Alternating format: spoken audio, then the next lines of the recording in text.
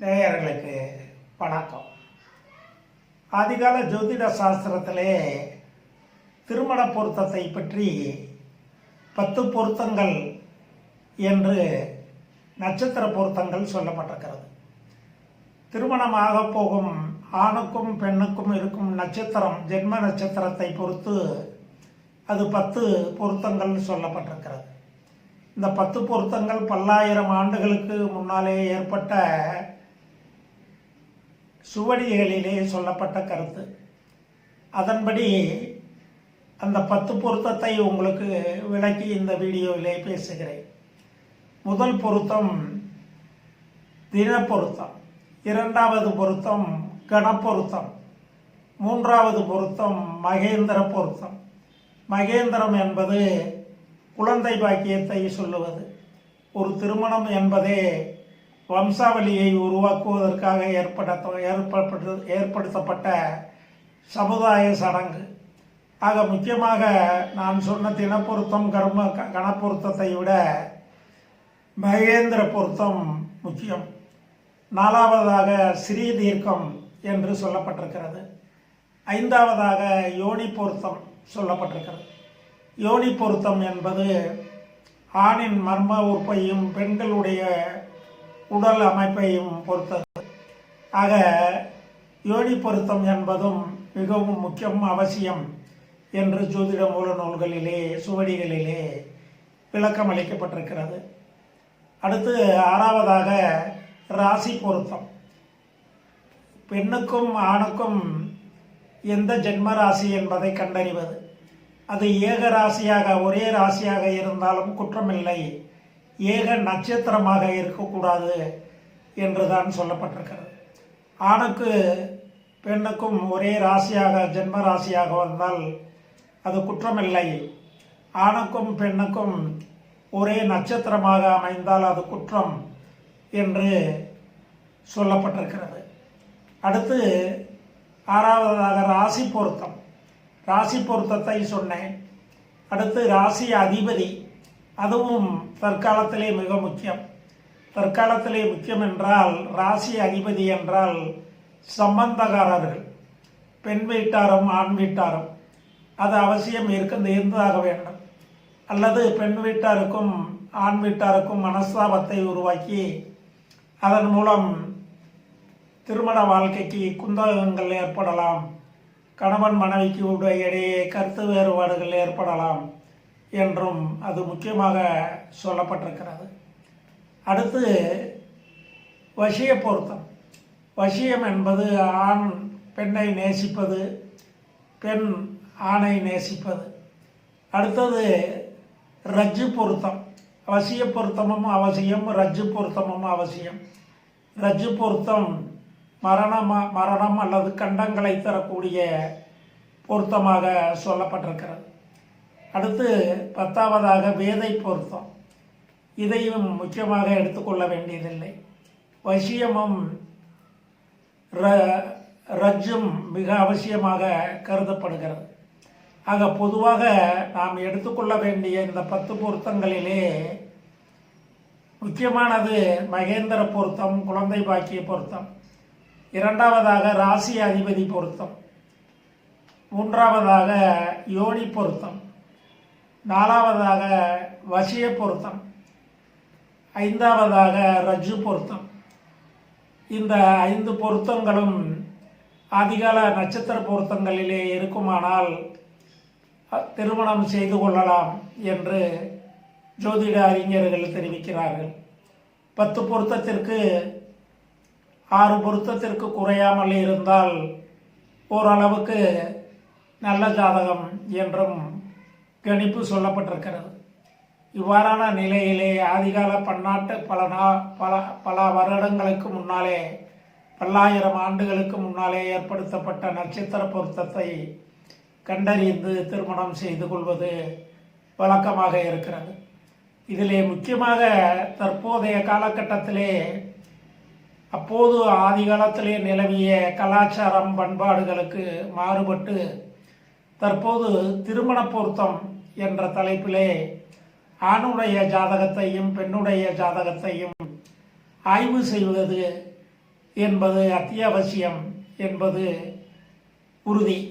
கண்டிப்பாக ஆணுடைய ஜாதகத்தையும் பெண்ணுடைய ஜாதகத்தையும் கம்பேரிசன், அதாவது ஒத்து வருகிறதா என்று பார்ப்பது மிக அவசியம்.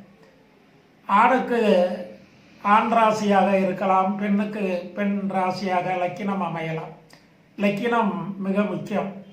லக்கினம் பெண்ணுக்கு பெண் லக்கினமாக அமைவது சிறப்பு, ஆணுக்கு ஆண் லக்கினமாக அமைந்தாலும் சிறப்பு. காரணம், ஆண் லக்கின ஜாதகர்கள் நல்ல சுறுசுறுப்பும் ஆண்மை பலமும் உழைக்கும் ஆற்றல். ஆண்மை பலம் என்பது உழைக்கும் ஆற்றல். ஆக சுறுசுறுப்பாக இருப்பார்கள், கெட்டிக்காரர்களாக இருப்பார்கள், எந்த வேலையையும் எளிதாக கையாளக்கூடிய ஒரு நிலையை பெற்றிருப்பார்கள் என்பது லக்கினம் சொல்லும் கருத்து. பெண்ணுக்கு பெண் லக்கினமாக அமைவதுதான் சிறப்பு. சில பெண்களுக்கு ஆண் லக்கினமாக கூட அமையும். அவ்வாறு ஆண் லக்கினமாக அமையும் பட்சத்தில் அது 4 ராசிகள் ஆண் லக்கினம் என்று சொல்லப்பட்டிருக்கிறது. மேஷம், மிதுனம், சிம்மம், துலாம், தனுசு, கும்பம் ஆகிய இந்த 6 ராசிகள் ஆண் லக்கினமாக சொல்லப்பட்டிருக்கிறது. எஞ்சிய ராசிகள் எல்லாம் பெண் லக்கினம். ஆண் லக்கினக்காரர்கள் ஆண் லக்கின பெண்ணை திருமணம் செய்ய வேண்டும். ஆண் லக்கினம் அமைய பெற்ற பெண்ணை ஒரு பெண் லக்கின ஜாதகர் திருமணம் செய்தால் அந்த பெண்ணை சமாளிக்க முடியாது, ஈடு கொடுக்க முடியாது. அடுத்து பெண்ணுடைய கட்டுப்பாட்டிலே தான் குடும்பம் நடக்கும் என்றும் ஜோதிட மூல நூல்களிலே ஆண் லக்கினத்தை பற்றிய விவரங்கள் தெரிவிக்கப்பட்டிருக்கிறது. திருமண பொருத்தத்திற்கு லக்கினம் மிகவும் முக்கியம் என்பது இதன் மூலம் அவசியம். அடுத்து 2ஆம் இடம். ஜாதகத்திலே ஆணுக்கும் பெண்ணுக்கும் 2ஆம் இடம் குடும்பஸ்தானம் என்று சொல்லப்பட்டிருக்கிறது. இந்த குடும்பஸ்தானம் ஆணுக்கும் பெண்ணுக்கும் தீதுபடாமல் இருக்க வேண்டும். குடும்பாதிபதி, இந்த 2ஆம் இடத்து கிரகம் குடும்பாதிபதி, அவரும் நல்ல நிலையை பெற்றிருக்க வேண்டும். நீசம் பெற்றோ வக்ரகம் பெற்றோ அஸ்தமனம் பெற்றோ இருந்தால் அது சரியான ஜாதகம் இல்லை. அது ஆணாக இருந்தாலும் சரி, பெண்ணாக இருந்தாலும் சரி. அதே போல் 5ஆம் இடம். 5ஆம் இடம் என்பது புத்திர பாக்கியம், சந்தான பாக்கியத்தை சொல்லக்கூடிய இடம். இந்த இடம் தீதுபடாமல் இருக்க வேண்டும். 5ஆம் இடம் அசுபகர வீடாக இருந்தாலும் சுபகிரக வீடாக இருந்தாலும் அந்த வீடு தீதுபடாமல் இருக்க வேண்டும். 5ஆம் வீட்டு கிரகமும் நான் சொன்னது போல 6, 8, 12ஆம் இடங்களிலே மறைந்து விடக்கூடாது. அடுத்து அஸ்தமனம் போன்ற வக்கிரகம் பெற்றால் கூட பலனை தரும். அஸ்தமனம் அறவே பலனை தராது. எனவே அஸ்தமனம் பெற்றிருக்கிறதா என்று கவனிக்க வேண்டும். அடுத்து அந்த 5ஆம் வீட்டு கிரகம் எந்த ராசியிலே, நட்பு ராசியிலே இருக்கிறதா அல்லது ஆட்சி உச்சம் பெற்றிருக்கிறதா என்பதை கவனிக்க வேண்டும். ஆண் பெண் ஜாதகங்கள் இருவர் ஜாதகத்திலும். அடுத்து 7ஆம் இடம் என்பது ஆணை பொறுத்தவரையிலே மனைவியையும் பெண்ணை பொறுத்தவரையிலே கணவனையும் சொல்லக்கூடிய இடம். இது தீதுபடாமல் இருந்தால் ஒற்றுமையாக இருப்பார்கள். ஆணும் பெண்ணும் ஒரே கருத்துக்களை உடையவர்களாக இருப்பார்கள் என்று ஜோதிட மூல நூல்களிலே, சாஸ்திர நூல்களிலேயே விளக்கம் சொல்லப்பட்டிருக்கிறது. 8ஆம் இடம் என்பது ஆயுள் ஸ்தானம். ஆயுள் ஸ்தானம் இருவருக்கும் தீதுபடாமல் இருக்க வேண்டும். ஆணுக்கு ஆயுள் ஸ்தானம் என்றும் பெண்ணுக்கு 8ஆம் இடம் மாங்கல்ய ஸ்தானம் என்றும் சொல்லப்பட்டிருக்கிறது. இந்த மாங்கல்ய ஸ்தானம் பெண் ஜாதகத்திலே தீதுபடாமல் இருக்க வேண்டும். அடுத்து 8ஆம் இடம் ஆயுள் ஸ்தானம் என்பதால் ஆணுக்கும் தீதுபடாமல் இருக்க வேண்டும். ஆண் ஜாதகமும் சரி, பெண் ஜாதகமும் சரி, 8ஆம் இடம் ஆயுளை குறிக்கக்கூடிய இடமாக இருப்பதால் நன்றாக பரிசீலனை செய்ய வேண்டும். 8ஆம் இடத்து கிரகம் பலம் பெற்றிருக்கிறதா என்பதை அறிய வேண்டும். ஆயுளுக்கு காரக கிரகம் இண்டிகேட்டர் லாங்குவிட்டி சனி அவருடைய நிலையையும் 8ஆம் இடத்தினுடைய நிலையையும் 8ஆம் இடத்து கிரகத்தினுடைய நிலையையும் நன்கு தீர்மானித்து ஆயிலை முடிவு செய்ய வேண்டும். அடுத்து 12ஆம் இடம். 12ஆம் இடம் என்பது சயன சுகத்தை பற்றி சொல்லக்கூடிய இடம். சயன சுகம் என்பது கணவன் மனைவி படுத்து உறங்கும் கற்றில் சுகம் என்று ஜோதிட சாஸ்திரத்திலே விளக்கம் அளிக்கப்பட்டிருக்கிறது. இல்வாழ்க்கை தூக்கம் என்பது அத்தியாவசியமாக திருமணத்திற்கு மிக முக்கியம். கணவன் அழியாக இருந்து விடக்கூடாது, மனைவியும் இல்வாழ்க்கையை விரும்பாத பெண்ணாக இருந்து விடக்கூடாது. ஆகவே 12ஆம் இடம் தீர்க்கமாக ஆராய வேண்டிய இடம். 12ஆம் இடம் நன்றாக இருக்கிறதா? அது மறைவு ஸ்தானம்தான். ஆனால் 12ஆம் இடம் நன்றாக சுத்தமாக இருந்து ஒரு சுபகிரகம் பார்த்தாலும் அல்லது 12ஆம் இடத்து கிரகம் ஆட்சி உச்சம் பெற்றிருந்தாலும் அது நல்ல பலனை தரும். ஆக சயன சுகம் என்பது இல்வாழ்க்கைக்கு குறித்த தூக்கம் என்பதால் உறுதியாக 12ஆம் இடம் மிக மிக அவசியமாக பரிசீலிக்க வேண்டிய இடம்.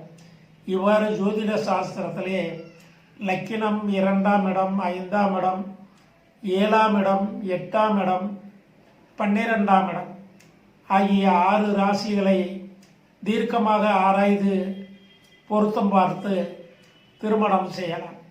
ஒருவேளை நட்சத்திர பொருத்தங்கள் சரியில்லை என்றால் கூட ஜாதக பொருத்தங்கள் சரியாக இருக்கிறதா என்பதை அறியலாம்.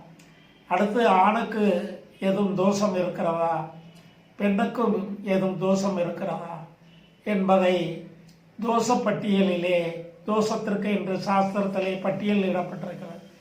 அந்த தோஷப்பட்டியலிலே ஆணுக்கு என்ன தோஷம், பெண்ணுக்கு என்ன தோஷம் என்பதை கண்டறிய வேண்டும். ஒரு தோஷம் உள்ள ஜாதகம், ஒரு தோஷம் உள்ள ஜாதகத்தை தான் திருமணம் செய்ய வேண்டும். அதே தோஷம், செவ்வாய் தோஷம் ஒருவருக்கு இருக்கிறது என்றால் அதே செவ்வாய் தோஷம்தான் மற்றவருக்கும் ஆணுக்கும் பெண்ணுக்கும் இருக்க வேண்டும் என்று அவசியமில்லை. ஏதாவது ஒரு தோஷம் இருக்க வேண்டும்.